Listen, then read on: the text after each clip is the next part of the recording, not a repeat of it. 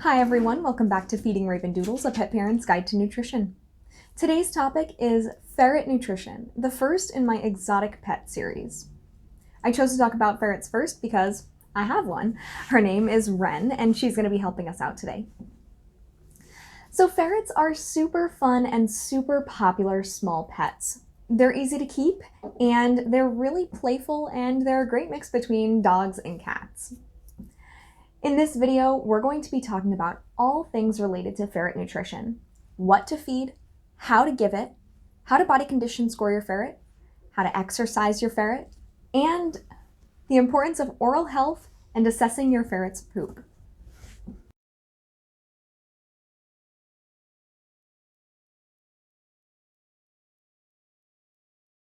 Commercial ferret food is typically the best, simplest, and most intuitive option for feeding ferrets.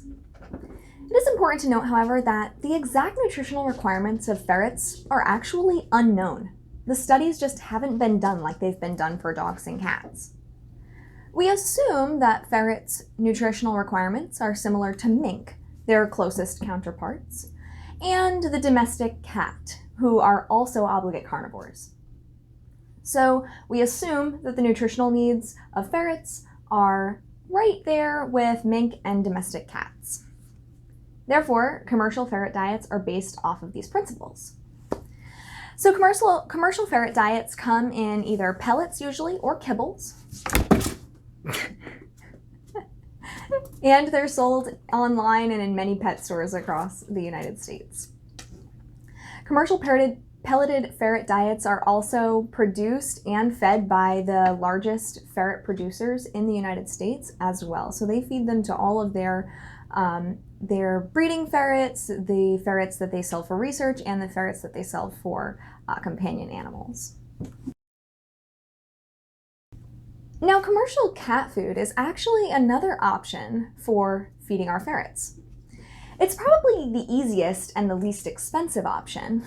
And again, like I mentioned, ferrets do have similar dietary needs to the domestic cat, but they're closest to kittens' nutritional requirements. So kitten food is actually the best for ferrets. It's important to note, however, that wet or canned food is actually not ideal for our ferrets. Kibble is going to be more ideal for them. That's because wet food has too much moisture, and therefore our ferrets can't actually consume enough calories because the moisture is limiting them. They also don't get that chewing and that crunching motion like they get with kibble, and therefore ferrets on a wet diet are more likely to have excess plaque and tartar buildup on their teeth. So like I said, kitten food has a better macronutrient profile for ferrets than regular adult cat food. Ferrets do require protein between 30 and 35% and fat between 15 and 20%. Now this is on a dry matter basis, so it's not what's listed on the guaranteed analysis. You do have to do some calculations to figure out what the dry matter basis is.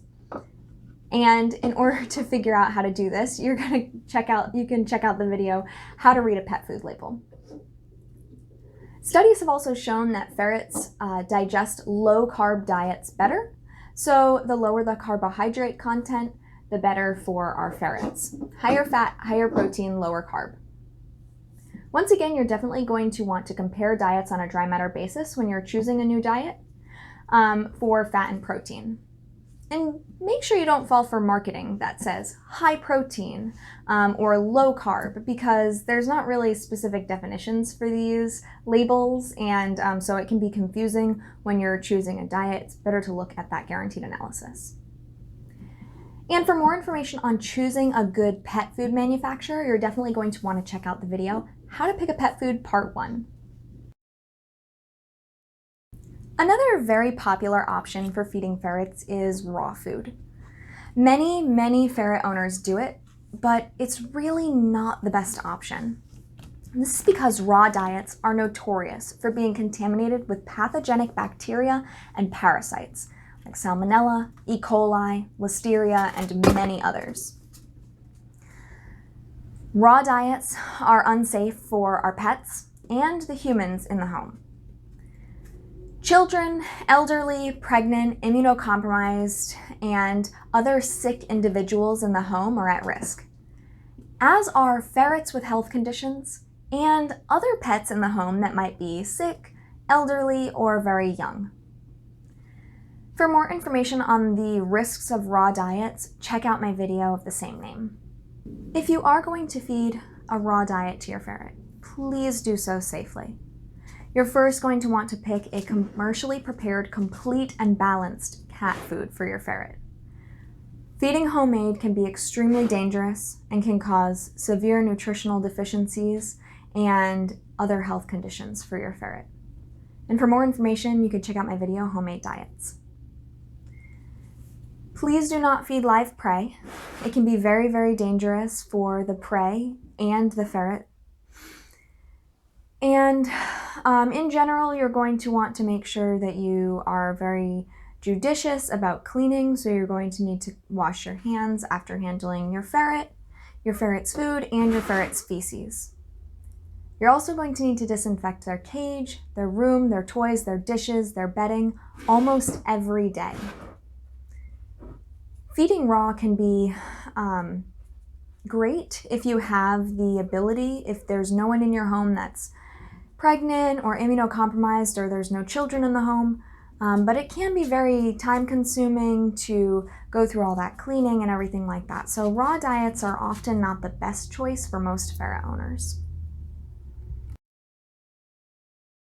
Offering your ferret food in a bowl is the most common and easiest way to do it. However, unlike our dogs and cats, ferrets like to rest their little paws on the edge of the dish, and they might spill it all over the place. So you might want to consider getting a dish that's immovable, like a very heavy weighted ceramic dish, a dish that attaches to the side of their cage, or you can cut holes in the platform of their cage and rest the dish inside that hole. Also, toys that dispense food, like this one, are often great sources of enrichment for our ferrets. And Wren actually loves this toy, this little food dispenser, so sometimes we'll fill it up with her regular dinner and she'll go crazy with it. And feeding multiple meals a day or free feeding for our ferrets is often a great option. Now, ferrets, unlike dogs and cats, usually don't sit and eat a full meal all at once. They can actually maintain their body condition when free-fed. They don't gorge like many of our dogs and cats do.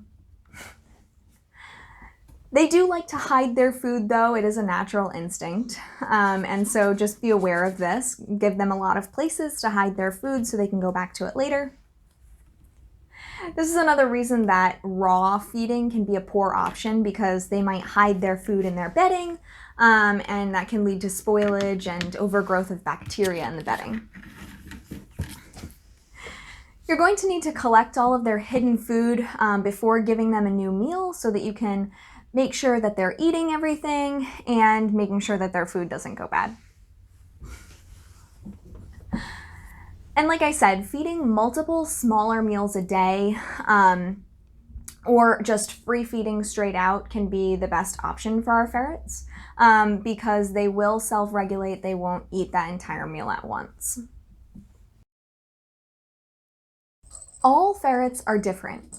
There's actually no real energy equation like there is for dogs and cats for calculating how many calories ferrets need. In general, though, males eat more than females, and sexually intact ferrets eat more than spayed or neutered ferrets. In general, very, very broadly, ferrets require between 200 and 300 kilocalories per kilogram of body weight. But individual variation between ferrets is extremely high. Wren actually only weighs about 850 grams, and she only eats 100 calories a day and maintains her body condition on that. So feeding kits and juvenile ferrets is going to be just free feeding. They should be allowed to eat however much they want until they're fully grown. And Kits need diets that are at least 35% protein and 20% fat, so at that upper range of the adult ferret requirements like we talked about earlier. So again, check out the guaranteed analysis on the back of the bag. And otherwise, if you have an adult ferret, or once your ferret becomes an adult, you're going to want to assess kind of generally how much they eat every day and what their ideal weight is, or what they regulate their weight to be. So first you're going to want to weigh your ferret, and then you're going to free feed them for a few days. But before you put the food in the dish, you're going to want to weigh the food. Give the food to them for 24 hours, weigh the food again at the end of 24 hours, don't forget to pick up all the food that they've hidden, and then you're going to subtract the initial weight by the final weight, and you're going to see how much that ferret has actually eaten over the course of the day. You're going to do that for several days, and you're going to take the average, and so that way you can figure out generally how much your ferret eats per day. And that way, you don't have to leave a giant dish in the cage with them all the time. You can just feed them X number of grams each day. So Wren gets she gets 14 grams in the morning, and she gets 9 grams at night. So we know this because we did that trial and error. We saw how much she was eating per day, and then we split it up into 2 meals. As far as treats go, some ferrets are very food motivated and others are really not. Some ferrets can be trained to do tricks for treats, and others, like Wren, will just take a special piece of food and hide it away for later. When you are feeding treats, it's very, very important to be very careful. So first of all, commercial cat treats, or just commercial treats in general, even for ferrets, can be very high carb and not very digestible. Another common treat that people give their ferrets is processed people food. Again, not a good idea. They can be very indigestible and they can cause severe GI upset. This includes things like chips, pretzels, soda, candy, and other things. And going along with that, table scraps should never be given either. They can be toxic and they can also cause GI upset. Ferrets should not have dairy products. They should not have any sugary products and no fruits or vegetables. Like I mentioned earlier, ferrets do not digest carbohydrates very well, and this can cause diarrhea or other GI upset. If you do want to feed treats to your ferret, a small amount of boiled, unseasoned meat or egg is often a great treat. But you do want to be aware of the calorie content of that. So like with dogs and cats, less than 10% of their daily caloric intake should come from treats. So you're going to need to figure out how many calories your ferret is eating per day and divide that by 10, and that's going to be the 10% that's allowable for treats.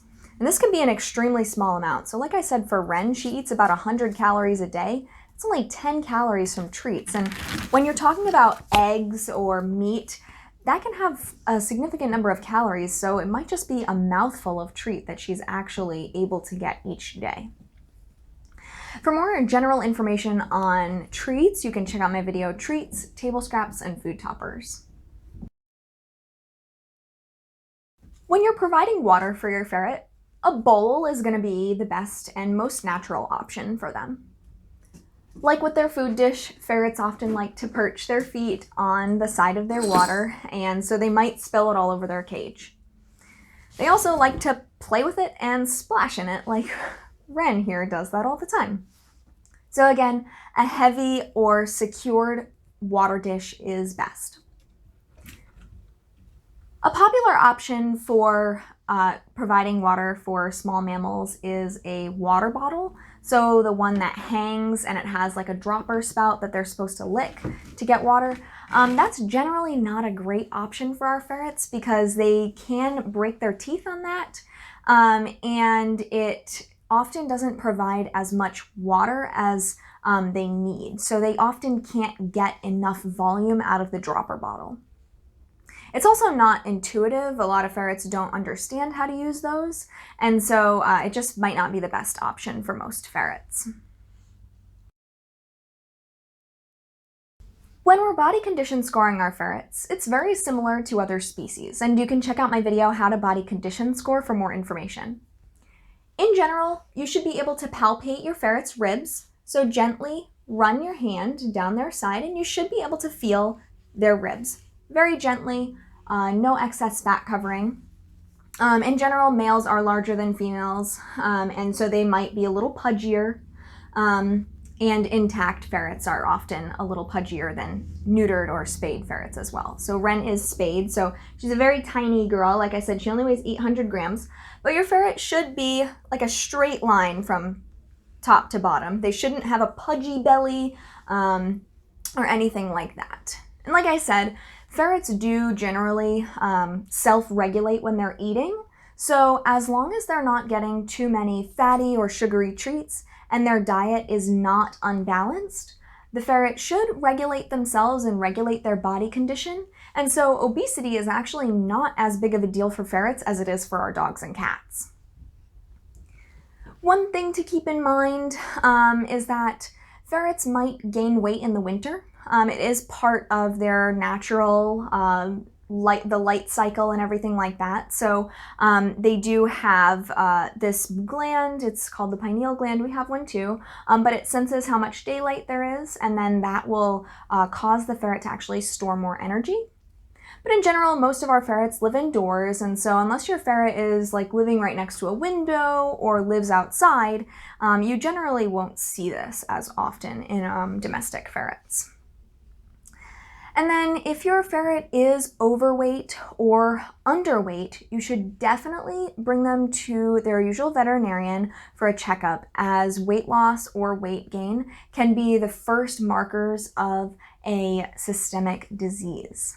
So definitely ferrets should be seeing the veterinarian at least once a year for a checkup and assessment of their body condition by a veterinarian.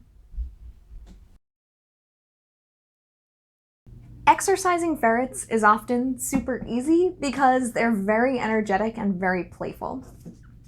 Typically, ferrets will play hard for a few hours out of the day, and then they'll sleep the rest of the time. So in general, ferrets should be allowed to play outside of their cage for at least 2 hours every day. And you can break this up into 2 or 3 playtimes as you see fit. Generally, out of the cage playtime should be supervised, especially if the room that they're in is not ferret proofed. And providing environmental enrichment is a must. So cat toys, like you've seen Raven and Wren playing with, tubes, blankets, hammocks, cat towers, ball pits, sandboxes, things to hide, those are going to be great for your ferret. They also love to dig and get into things, so like I said, ferret proofing the room that they play in is probably the best option. Ferrets also love friends, so great playmates for ferrets are often other ferrets, of course, cats, and small dogs. And now Raven's playing with the cat toy. If a ferret is playing with another species friend, just be sure to supervise them.